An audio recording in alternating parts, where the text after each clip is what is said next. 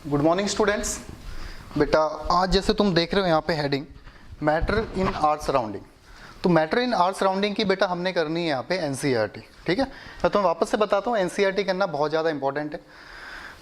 अगर हम केमिस्ट्री की बात कर रहे हैं, मतलब अभी की बात नहीं बता रहा हूँ बेटा मैं, चाहे हम जेई की बात करें चाहे नीट की बात करें, बहुत ज़्यादा बेसिक है एनसीईआरटी केमिस्ट्री के लिए। ठीक है, तो इसको सॉल्व करना बहुत ज़्यादा इंपॉर्टेंट है। तो अभी तक हमें सॉलिड लिक्विड गैस के बारे में समझ आ गया कि हम सॉलिड किसको बोल रहे हैं, लिक्विड किसको बोल रहे हैं, गैस किसको बोल रहे हैं। डिफ्यूजन की हमने बात करी थी कि डिफ्यूजन किसको बोलाता है। डिफ्यूजन किसको बोल रहे थे बेटा हम, इंटरमिक्सिंग ऑफ पार्टिकल्स। तो ये जो बेसिक बातें हम कर रहे थे, आज हमने बात करनी है इसके कुछ क्वेश्चंस की। एनसीईआरटी में बहुत ही ईजी क्वेश्चन है, जैसे तुम्हें बोर्ड में दिखाई दे रहा है, बिल्कुल बेसिक सा क्वेश्चन पूछा गया है कि कौन मैटर है कौन नहीं है। मैं जानता हूँ सभी बच्चों को पता है इसका आंसर, बट बेटा सभी बच्चों को, सभी स्टूडेंट्स को इसके प्रॉपर नोट्स बनाने हैं। अगर आता है तो बहुत अच्छा है, ठीक है, और ज़्यादा मज़े से करो इसको, बट ऐसा नहीं कि बिल्कुल लेजी पड़ जाओ इसके लिए। ठीक है, तो फर्स्ट क्वेश्चन एनसीईआरटी का अपने पास है। एनसीईआरटी को लगाना बहुत ज़्यादा इंपॉर्टेंट है। मैं वापस से बोल रहा हूँ, मॉड्यूल के साथ साथ एनसीईआरटी सॉल्व करना बहुत ही ज़्यादा इंपॉर्टेंट है। ठीक है, तो सभी बच्चे इन क्वेश्चंस को करेंगे। तो पहला क्वेश्चन है, which of the following are matter.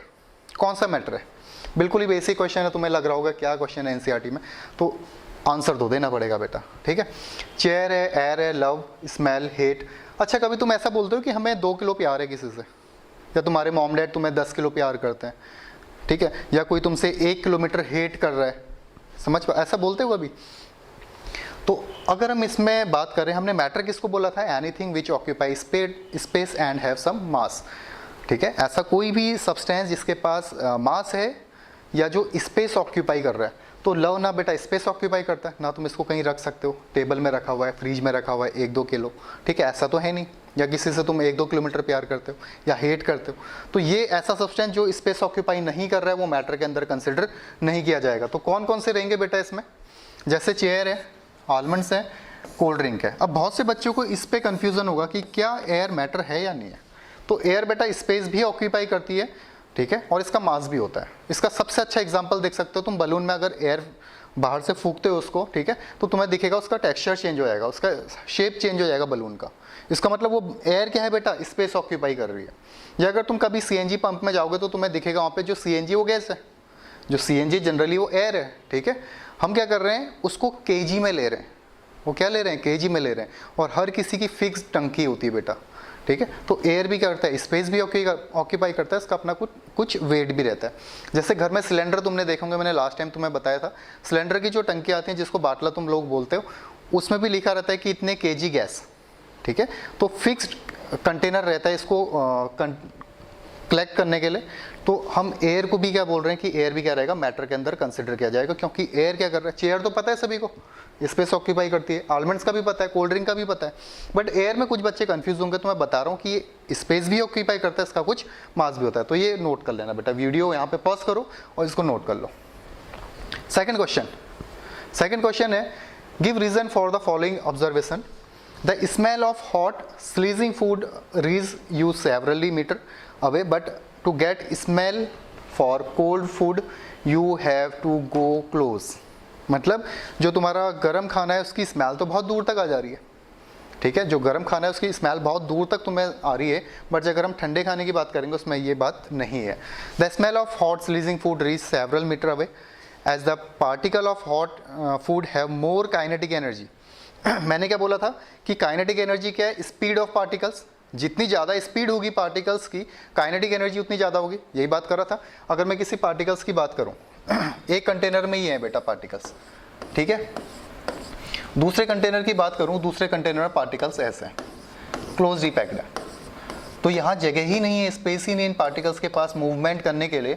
इसको मानूं बी और इसको मान लूँ ए, यहाँ पे स्पेस ही नहीं है बी के पास इन पार्टिकल्स के मूवमेंट के लिए। इसका मतलब इसकी काइनेटिक एनर्जी क्या होगी बेटा, कम होगी। किसके कंपेयर में, ए के कंपेयर में। क्यों, क्योंकि ए में जो पार्टिकल्स हैं इसके पास स्पेस है, तो कंटिन्यू क्या करेंगे, मूवमेंट करेंगे, और इसी पार्टिकल्स के मोशन को अपन क्या बोलते हैं, काइनेटिक एनर्जी बोलते हैं। तो काइनेटिक एनर्जी कैसे बोला था हमने कि अगर टेम्परेचर इंक्रीज करता है काइनेटिक एनर्जी बढ़ेगी, अगर टेम्परेचर इंक्रीज करेगा तो काइनेटिक एनर्जी बढ़ेगी।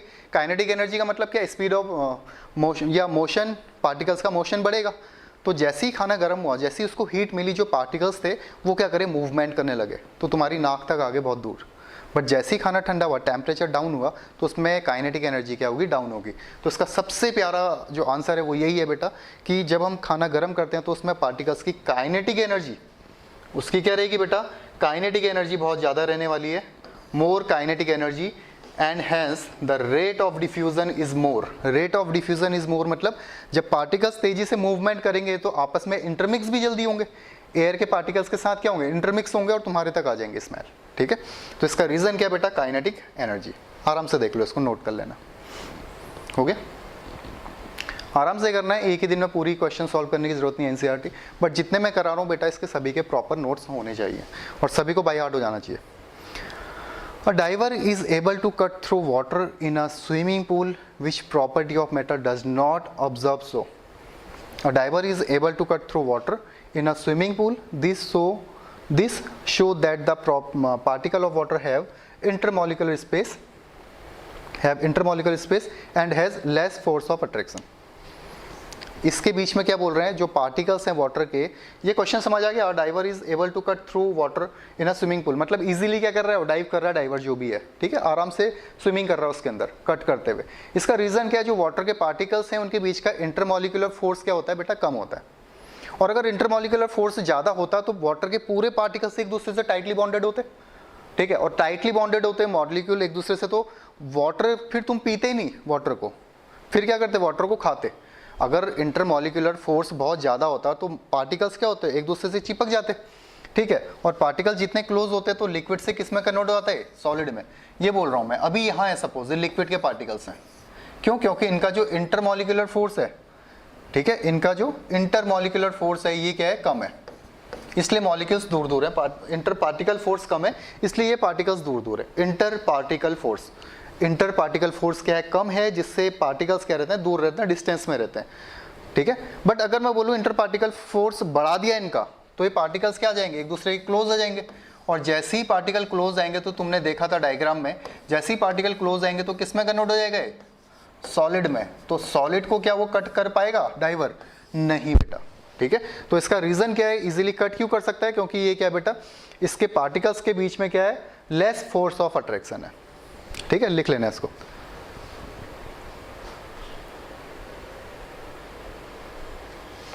क्योंकि इंटर पार्टिकल स्पेस इनके पास प्रेजेंट रहता है, और इनका जो इंटर पार्टिकल फोर्स रहेगा, इंटर मॉलिक्यूलर फोर्स रहेगा, वो क्या रहेगा बेटा, बहुत कम रहेगा, ठीक है। हैव इस देख लिया, the show that particle water have intermolecular space and has less force of attraction. Clear है, ओके। नेक्स्ट है, what are the characteristic of particles. बहुत सारी कैरेक्टरिस्टिक्स हैं, 8-9 कैरेक्टरिस्टिक्स तुम्हें पता है, बट मैं इसमें से केवल 3 के बारे में तुम्हें बता रहा हूँ। Particle have intermolecular space, particles के पास क्या रहता है, इंटरमॉलिक्यूलर स्पेस रहता है, ठीक है। पार्टिकल्स के पास क्या रहता है बेटा, इंटरमॉलिक्यूलर स्पेस। ये स्पेस को अपन क्या बोल रहे हैं, इंटरमॉलिक्यूलर स्पेस बोल रहे हैं, ये तुम्हें पता है सभी को, ठीक है। अगर हम सॉलिड की बात भी करेंगे तो सॉलिड में भी क्या रहता है, इंटरमॉलिक्यूलर स्पेस रहता है।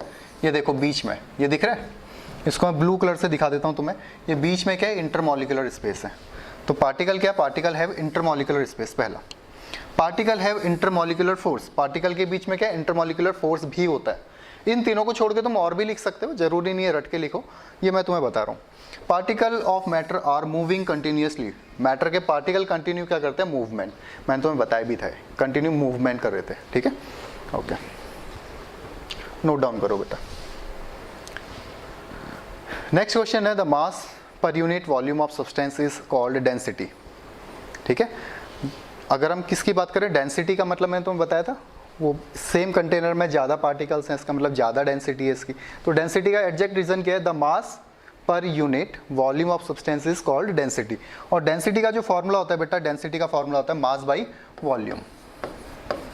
डेंसिटी, ये तुमसे डायरेक्ट क्वेश्चन पूछा जाएगा, फॉर्मूला ऑफ डेंसिटी तो क्या होता है इसका, मास अपॉन क्या हो जाएगा बेटा, वॉल्यूम, मास अपॉन वॉल्यूम। ये किसका फॉर्मूला है, डेंसिटी का फॉर्मूला, ठीक है। Arrange the following order of, मतलब ये बोल रहे हैं कि डेंसिटी तो हमें समझ आ गई कि मास बाई वॉल्यूम है, मतलब किसी सब्सटेंस का अगर मास बढ़ेगा, ध्यान से सुनना इस बात को, लिख भी लेना अंडरलाइन में, किसी भी सब्सटेंस का अगर मास बढ़ेगा तो उसकी डेंसिटी बढ़ेगी, और अगर वॉल्यूम बढ़ेगा तो उसकी डेंसिटी कम होगी। मास बढ़ने पे डेंसिटी बढ़ेगी, वॉल्यूम बढ़ने पे डेंसिटी कम होगी। क्लियर है बेटा बात? अब तुम्हें क्या बोल रहा है इस क्वेश्चन में, तुम्हें डिफरेंट डिफरेंट सब्सटेंस दे रखे हैं, ठीक है, जैसे एयर दे दिया, कॉटन दे दिया, चॉक, वाटर, हनी, ठीक है, एग्जॉस्ट फ्रॉम चिमनीज दे दिया और आयरन दे दिया। अब पूछ रहा है कि इनके इंक्रीजिंग और डिक्रीजिंग ऑर्डर में, या किस में पूछा गया है इसमें, इंक्रीजिंग ऑर्डर में बताना है डेंसिटी, कि डेंसिटी के इंक्रीजिंग ऑर्डर बताइए। तो डेंसिटी का इंक्रीजिंग ऑर्डर है ये बेटा, सबसे कम डेंसिटी होगी एयर की, उससे थोड़ा ज़्यादा होगी एग्जॉस्ट फ्रॉम चिमनी, ठीक है, देन कॉटन, उससे ज़्यादा वाटर, उससे ज़्यादा हनी, और सबसे ज़्यादा किसका होगा, आयरन का। ठीक है, ये थोड़ा इंपॉर्टेंट क्वेश्चन है, इसको देख लो, ये ऑर्डर आराम से देख लो। सबसे ज़्यादा डेंसिटी किसकी होगी, आयरन की। तुम्हें पता है वैसे भी आयरन क्या है, सबसे ज़्यादा सॉलिड है। अगर आयरन ली और चौक ली, किसको तोड़ सकते हो, आयरन को, कि लोहे की रॉड को तोड़ लोगे या चौक को तोड़ लोगे? चौक को इजीली तोड़ लोगे। क्यों? क्योंकि इसके जो पार्टिकल्स का फोर्स है वो वीक है। किसके कंपेयर में वीक है, आयरन के कंपेयर में। आयरन के पार्टिकल्स एक दूसरे को बहुत टाइटली बॉन्डेड रखे रहते हैं, एक दूसरे को बहुत टाइट से पकड़ के रखते हैं, इसलिए इसको ब्रेक करना क्या रहता है बेटा, डिफिकल्ट रहता है। ठीक है, तो उतार लो, हो गया। Next, difference in the characteristic of three state matter. Matter के थ्री स्टेट्स का तुमने क्या करना है, डिफरेंस करना है। अब ये जो comment upon the following rigidity, compressibility, fluidity, और किस में बात कर रहा है, gas container, feeling a gas container, इसके डिफरेंट डिफरेंट टाइप पे तुमने क्या करना है, कमेंट करना है सॉलिड, लिक्विड और गैस के टर्म पे। जैसे हमने बोला शेप, सॉलिड का शेप क्या रहता है, फिक्स्ड रहता है, लिक्विड का शेप फिक्स्ड नहीं रहता है, गैस का शेप भी फिक्स्ड नहीं होगा। ये हमने इससे पहले क्लास में करा था बेटा, अब इसने क्वेश्चन के फॉर्म में दे दिया। वॉल्यूम की अगर बात करेंगे, वॉल्यूम सॉलिड का क्या रहता है, फिक्स्ड रहता है, लिक्विड का वॉल्यूम भी फिक्स्ड रहता है, बस गैस में फिक्स्ड नहीं होता है। ठीक है, अब ये तुम्हें क्वेश्चंस के फॉर्म में दे दिया, इसको नोट करना है बेटा। ठीक है, तरीके से नोट डाउन कर लो इसको। ठीक है, इसको तरीके से सिस्टमैटिक वीडियो पॉज करो। हमने लास्ट क्लास में करा ही था, लास्ट मैंने तुम्हें जाते टाइम बोला था कि कमेंट करने, यही पता है, शेप पता है, वॉल्यूम पता है, रिजिडिटी पता है, इंटरमॉलिक्यूलर फोर्स सबसे ज़्यादा किस में होगा, सॉलिड में। ठीक है, और इंटरमॉलिक्यूलर स्पेस सबसे ज़्यादा किस में होगा, गैस में। इंटरमॉलिक्यूलर फोर्स सबसे ज़्यादा होगा सॉलिड में, और इंटरमॉलिक्यूलर स्पेस सबसे ज़्यादा होगा गैस में। ठीक है बेटा, ओके। अब इनके कमेंट, ये जो सेम चीज़ लिखी है, ये इनके कमेंट्स हैं। वीडियो आराम से पॉज करो, इसको नोट करो बेटा। मिलते हैं नेक्स्ट क्लास में, थैंक यू, चलिए बाय। सभी बच्चों के नोट्स पूरी कंप्लीट रहने चाहिए बेटा। ठीक है, बाय बेटा।